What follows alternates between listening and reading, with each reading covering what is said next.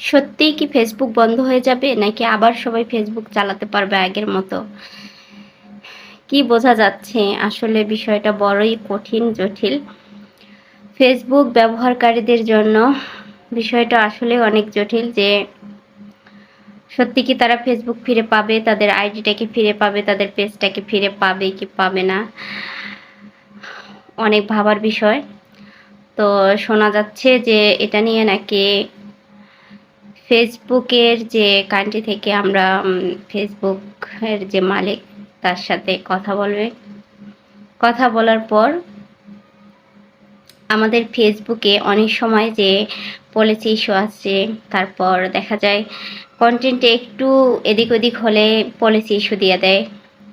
তা এই বাংলাদেশে কিন্তু আসলে পলিসি ইস্যুটা বেশি মানে ধরাই দেয়। অন্য অন্য কান্ট্রিতে কিন্তু আসলে এরকম হয় না, ওরা ওরা এত পলিসি ইস্যু পায় না সব কিছুতেই। কিন্তু আমাদের বাংলাদেশে কিন্তু দেখা যায় আমরা সাধারণ কোনো একটা ভুল করলেও আবার অনেক সময় ভুল না করলেও পলিসি ইস্যু ধরাই দেয়। তো এই কারণে আমার মনে হয় যে কথা বলাই উচিত। তো বাংলাদেশের সরকার তো বলছে যে ইন্টারনেটের যে যে পরিচালনা করে সে বলছে যে এটা নিয়ে কথা বলবে, কথা বলে সব কিছু ঠিকঠাক করে যদি সব কিছু ঠিক থাকে তবেই ফেসবুক ব্যবহার করতে পারবে বা ফেসবুক থাকবে।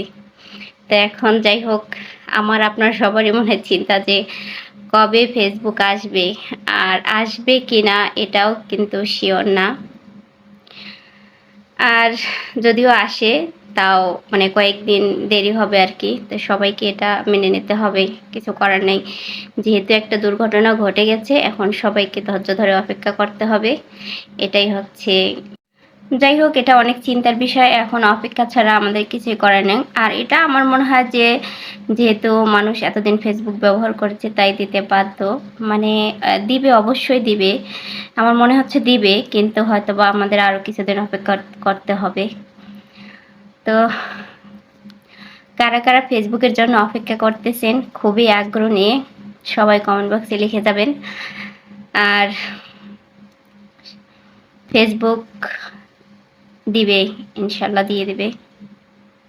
সরকার চাইলে অনেক কিছুই করতে পারে, ওই এদিক ওদিক করে মানে ঘুরিয়ে পেঁচিয়ে একটু লেট করে আর কি দিচ্ছে, মানে দেবেই কিন্তু একটু ঘুরিয়ে পেঁচিয়ে লেট করে দেবে, বুঝছেন? এই হচ্ছে আর কি। আমরা সাধারণ মানুষ কি করার, অপেক্ষা ছাড়া কিছু করার নেই। তাই আপাতত সবাই ধৈর্য ধরে অপেক্ষা করতে থাকেন, ইনশাল্লাহ পেয়ে যাবেন।